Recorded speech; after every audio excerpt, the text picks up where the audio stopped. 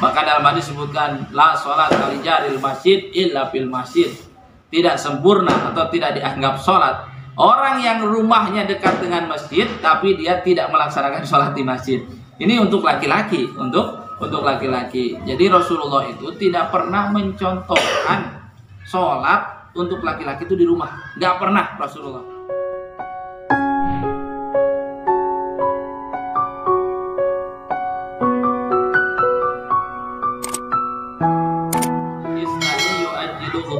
Dunia. Ada dua perkara, ada dua golongan yang Allah akan menyegerakan siksanya ketika di dunia, Pak.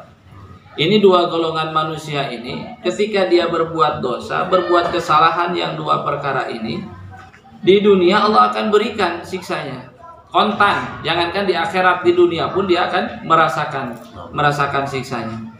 Apa yang dua perkara itu? Al-bagyu, pertama orang yang selalu berbuat dosa besar seperti zina, mabok, terus judi. Nah, itu orang-orang yang berbuat dosa besar. Misalkan seorang pezina, dia berbuat dosa besar, jangankan di akhirat, di dunia pun Allah akan berikan siksanya. Jadi orang yang dia berbuat dosa besar, maka siksanya Allah akan segerakan di dunia. Yang kedua wa uququl walidain, dan yang keduanya ini adalah orang yang dia berbuat durhaka kepada orang tua, kedua orang tua. Dia berdurhaka kepada kedua orang tua. Jadi jangankan di akhirat, Pak. Kalau misalkan di dunia pun bagi seorang anak yang dia durhaka kepada orang tua, di dunia pun dia akan merasakan. Kalau orang nih ada seorang anak durhaka kepada orang tua, maka dijamin kehidupannya nggak bakalan berharga, nggak bakalan ada kemajuan, gitu. Karena apa? Dia durhaka kepada orang tua. Jadi kalau misalkan seseorang dia durhaka kepada kedua orang tua, meskipun dia ahli ibadah, maka Allah tidak akan menerima ibadah. Karena apa? Ridhonya anak itu adalah kepada orang tua. Ridhonya seorang istri ada di suami, gitu. Seorang istri dia rajin ibadah, rajin puasa, rajin ngaji, rajin sedekah, tapi dia tidak ridho suaminya, maka amal ibadahnya tidak akan diterima oleh Allah Subhanahu wa taala. Nah, inilah perlu seorang anak keridhoan daripada orang tua, seorang istri keridhoan dari suami. Seorang istri mah mudah sebenarnya, karena ada yang menanggung, yaitu suami, gitu. Seorang istri itu ada yang menanggung suami. Ku anfusakum wa ahlikum naro. Jaga kalian dan keluarga kalian dari ahli neraka. Ini bagi suami itu ada. Kalau seorang istri itu ada yang menjamin, Mbak. Bu, kalau misalkan ibu ibadahnya tidak benar, terus nanti diadili di hadapan Allah Subhanahu wa taala, tidak akan menyalahkan ibu, tapi nanti akan ditanya suaminya.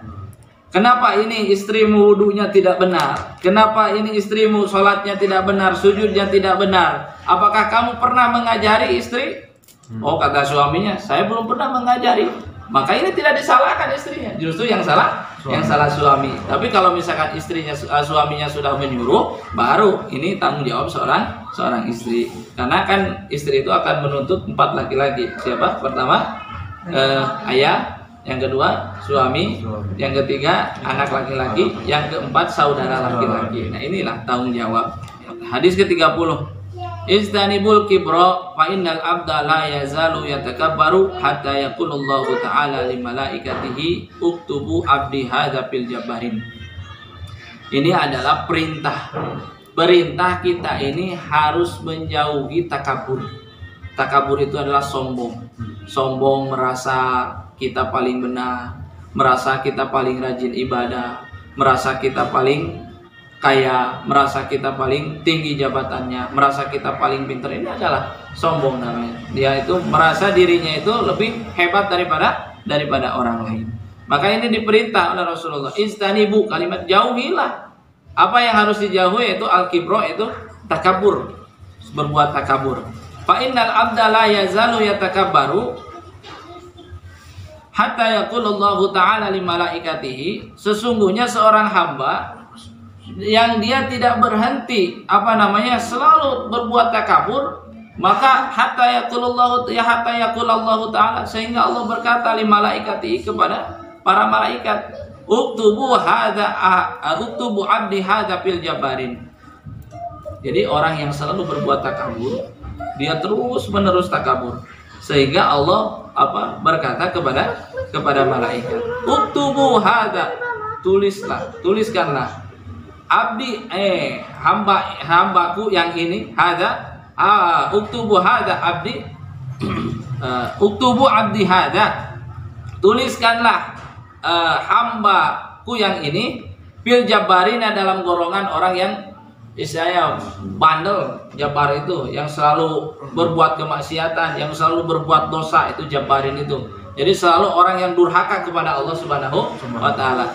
Jadi meskipun dia ahli ibadah, tapi dia takabur, sombong, Allah menyuruh malaikat supaya menuliskan orang itu dalam golongan orang yang durhaka kepada Allah Subhanahu wa taala. Karena apa? Sombong itu selendangnya Allah Subhanahu wa taala. Dan siapapun seorang manusia sebagai makhluk Allah, maka tidak berhak sombong. Karena apa? Yang berhak sombong itu Allah Subhanahu. Allah sombong wajar. Kenapa Allah sombong wajar? Allah yang menguasai dunia, Allah yang menguasai akhirat, Allah yang menguasai surga. Seluruh alam yang ada di muka bumi, baik dunia dan akhirat, ini adalah kekuasaan Allah Subhanahu wa taala. Dan Allah yang menciptakannya, Allah yang memelihara, Allah yang mengurusnya, Allah yang memberikan rezeki ke semua makhluknya. Maka wajar, Pak, kalau misalkan Allah sombong. Puluhan jutaan, triliunan bahkan daripada makhluk yang ada yang berakal seperti manusia sampai hewan, ikan, semua binatang. Ini Allah yang memberikan rezeki, Allah yang mengurus. Bahkan Allah tahu kapan dia akan mati. Tapi wajar Allah sombong, kan? Wajar Allah sombong. Tapi kita apa yang harus disombongkan? Bahkan kalau misalkan nanti orang yang ketika di dunia dia selalu berbuat sombong, maka nanti akan dibangkitkan bersama Fir'aun nanti ketika di akhirat Allah Subhanahu wa taala. Karena orang Fir'aun itu orang yang terlewat sombong. Fir'aun itu orang yang terlewat sombong. Iblis pun yang dia durhaka kepada Allah, tapi dia masih mengakui bahwa Allah itu Tuhannya.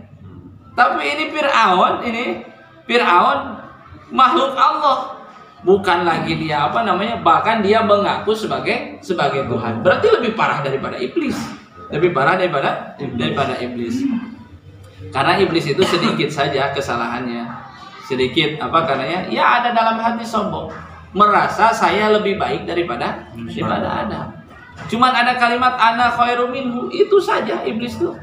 Saya lebih baik daripada Adam. Saya ini diciptakan dari api sedangkan Adam dari tanah. Saya lebih baik daripada Adam. Maka dia terjerumus ke dalam kesesatan. Nah itulah. Makanya sifat sombong ini akan menjerumuskan kita kepada nerakanya Allah Subhanahu wa taala. Bahkan orang yang ahli ibadah sekalipun, tapi kalau misalkan dia sombong, maka Allah akan menuliskannya dalam golongan orang yang berbuat dosa. Nah, maka kita ini berusaha jauhilah sifat sombong. Karena hakikatnya, Pak, semua manusia ini sama di hadapan Allah. Kita ini semua makhluk diciptakan. Kita ini makanya kalimatnya makhluk. Tapi kalau Allah itu khaliq. Kalau saya kata santri mah daripada kalimat khalaqu yakhluqu khalqan fahuwa khaliqun gitu kan. Khalaqu itu yang menciptakan. Terus isim fa'il yang mengerjakannya itu khaliqun. Nah, makanya Allah itu khaliq yang menciptakan. Sedangkan kita maf'ulnya isim maf'ul. Kalau santri isim maf'ulnya itu makhlukun, orang yang diciptakan gitu kan. Nah, maka Allah itu khaliq. Sedangkan kita selain Allah itu makhluk semua. Selain Allah makhluk, mau para nabi, mau para rasul, semua makhluk Allah Subhanahu wa taala. Seorang makhluk, maka kita tidak berhak untuk sombong bahkan ke sama manusia ataupun apalagi kepada Allah Subhanahu wa taala. Kalau misalkan kita lihat dari penciptaan, manusia semua itu sama. Semua itu manusia sama. Cuman ketika dia lahir ke dunia, maka ini dia jadi pejabat, dia jadi rakyat, dia jadi presiden, dia jadi pedagang, dia jadi bos, dia jadi karyawan. Inilah ketika saling membutuhkan. Kita ini saling membutuhkan. seorang bos membutuhkan karyawan. Kalau misalkan seorang bos, nggak bakalan disebut bos kalau misalkan nggak ada karyawan, Pak.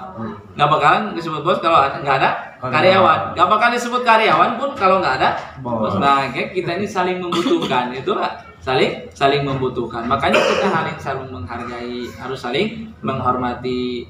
Manusiakanlah manusia seperti seharusnya, gitu kan? Jadi memanusiakan manusia ibaratnya. Nah, hadis yang ke-31. Ij'alu akhiru sholatikum bil laili witran. Jadikanlah oleh kalian akhir sholat kalian itu adalah witron, sholat witir. Witir itu kalau misalkan mau di awal setelah sholat isya silahkan. Kalau mau 1, 3, 5, 7, 9, mau 11 silahkan. Tapi kalau boleh, itu paling malesnya 1. Paling malesnya 1 minimal paling malesnya itu 1. Tapi batas yang paling banyaknya 11. Karena Rasulullah tidak pernah melaksanakan sholat witir lebih daripada 11. Seharusnya bulan puasa pun kalau misalkan mampu setelah taraweh itu, makanya sholat witirnya 11 harusnya.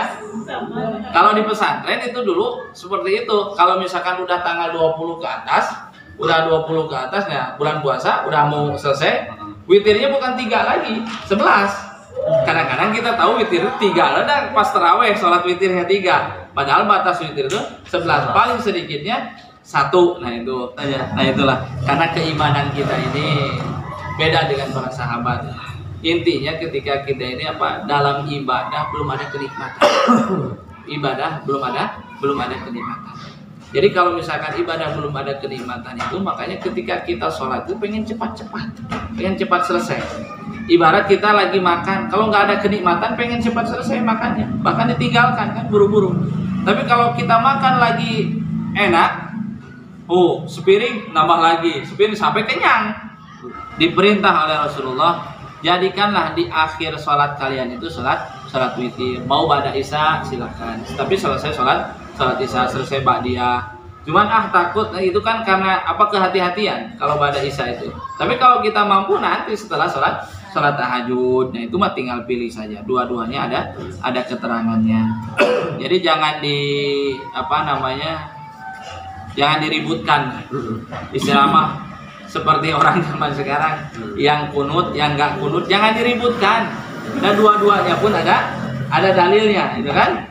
Yang kunut ada dalilnya, yang enggak kunut pun ada dalilnya. Yang witir setelah isya ada dalilnya, yang setelah sholat tahajud pun ada dalilnya. Yang penting ada dalilnya, ada keterangannya. Gitu. Justru kadang-kadang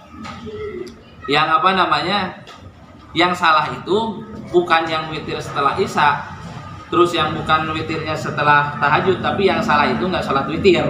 Nah itu sholat witir. Kan diharuskan ini sholat witir. Minimal 1 rakaat lah, minimal satu rakaat. Kalau kita lagi males banget, ibadah itu kan ada malesnya kadang-kadang. Kalau kita lagi semangat, ya semangat. Kalau sholat duha nih, sholat duha lagi semangat. Kadang-kadang 8 rakaat, 12 rakaat nggak terasa. Sholat duha, waalaikumsalam.